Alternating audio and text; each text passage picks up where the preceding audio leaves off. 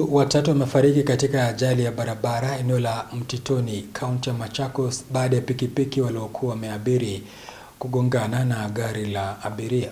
Kulingana na walioshuhudia ajali hii, pikipiki hiyo ilikuwa imebeba watu watano ambapo walioumia walipelekwa hospitalini kupata huduma za matibabu. Wakazi hao wameitaka serikali kuweka matuta katika barabara hiyo ili kupunguza mwendo wa magari na pikipiki, kwani kumeshuhudiwa ajali nyingi eneo hilo.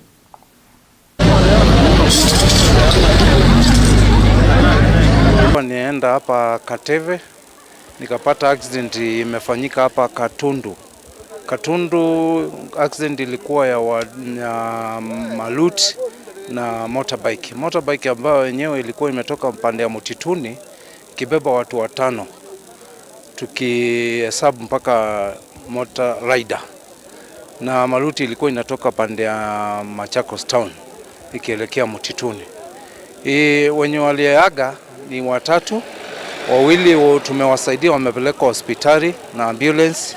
Tumeita ambulance ikawachukua ikawapeleka hospitali, na walikuwa wako mahututi, hawakuwa ati venye wanaweza ongea.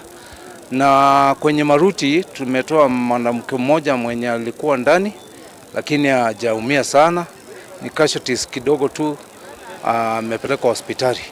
Nikienda kazi nimepata ajali hapa karibu na Ekati kwa hii bridge kati ya Marut na motorbike, ambapo motorbike ilikuwa imebeba watu watano, ambapo ni hatia, si mzuri kubeba watu watano, na tunaomba traffic wakuwe waangalifu sana kwa motorbikes. Manake kama mtu anabeba watu watano, hiyo ni mbaya sana.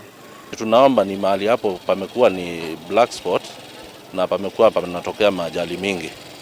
Tulikuwa tumeangizia bumps kutoka kwa Kena na mpaka wa leo hazijatimizwa, na watu wengi wamepotezea maisha yao mahali hapa. Kwa waendeshaji wa bodaboda tunaomba wafuatilie sheria zote za barabarani. Kubeba abiria kuwe ni yule wa kawaida, abiria mmoja, alafu waangalie jinsi ya speed wanaotumia katika barabara zote.